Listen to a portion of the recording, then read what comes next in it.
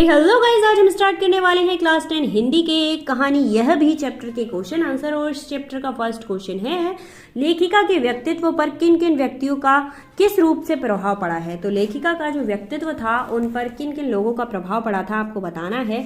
तो फर्स्ट प्रत्ता का प्रभाव पड़ा था, उनके फादर का प्रभाव उनके व्यक्तित्व पर बहुत ज़्यादा पड़ा था।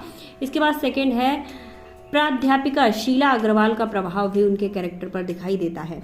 तो ये दोनों ही पॉइंट आपको क्लियर करने हैं। इसके बाद आ जाओ फटाफट से नेक्स्ट क्वेश्चन पर, जिसमें आपसे पूछा जाता है आत्मकथा। आत्मकथा की लेखिका ने इस आत्मकथा में लेखिका के पिता ने रसोई को भटियारा खाना कहकर क्यों संबोधित किया है। भटियारा खाना वर्ड याद रखना, कई बार पूछा जाएगा आपसे।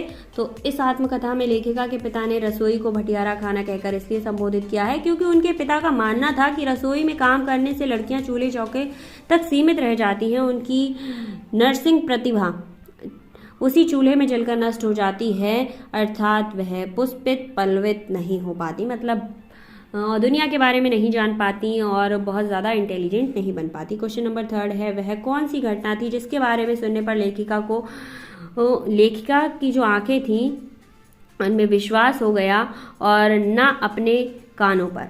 वह कौन सी घटना थी जिसके बारे में सुनने पर लेखिका को अपनी आंखों पर विश्वास ना हो पाया और ना कानों पर। तो वो घटना आपको लिखनी है।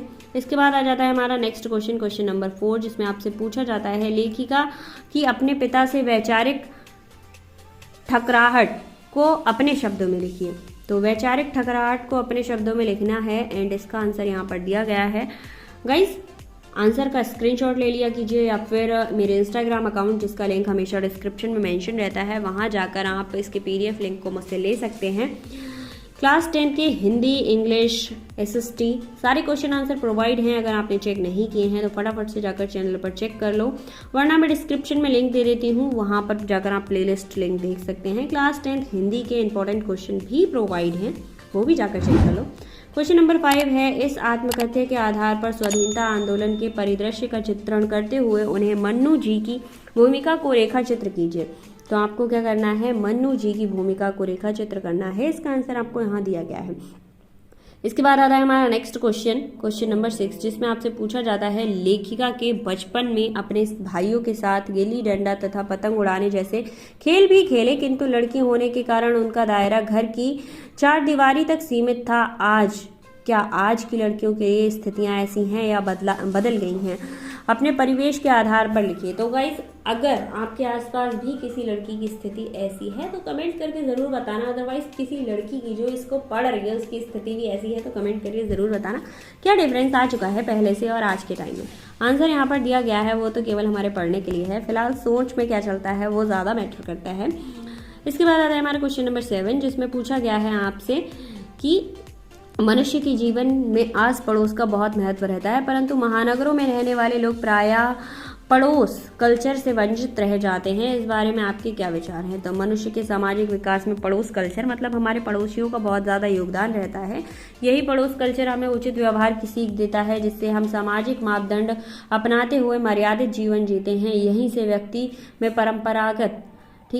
परंपरागत सहयोग, सहानुभूति जैसे मूल्यों का पल्लवन होता है। पड़ोस कल्चर के कारण अकेला व्यक्ति भी कभी अकेलापन नहीं महसूस करता या फिर अकेलेपन का शिकार नहीं हो पाता। फ्लैट कल्चर की संस्कृति के कारण लोग अपने फ्लैट तक ही सिमट कर रह जाते हैं। वे पड़ोस या फिर पास पड़ोस के लोगों से विशेष अभिप्राय नहीं रखते। लोगों में आत्मकेंद्रिता इस कारण बढ़ती रहती है कि उन्हें एक दूसरे के सुख में कोई लेना देना नहीं है, ना दुख में कोई लेना देना है। इससे सामाजिक भावना और मानवीय मूल्यों को गहरा धक्का लग रहा है। तो गाइज, ये सच्चाई है कि समाज में जितनी बुराइयां हैं उतनी अच्छाइयां भी हैं। वो अच्छी चीज़ें सिखाता है तो बुरी चीज़ें भी सिखाता है। समाज का होना ज़रूरी भी है और ज़रूरी नहीं भी है। तो आपको कैसा अच्छा लगता है? क्या आपको सिटी में रहना अच्छा लगता है, फिर गाँव में रहना अच्छा लगता है या फ्लैट में रहना अच्छा लगता है? कमेंट करके ज़रूर बताना। मिलते हैं नेक्स्ट वीडियो में एक और चैप्टर के क्वेश्चन आंसर्स के साथ। Thank you so much.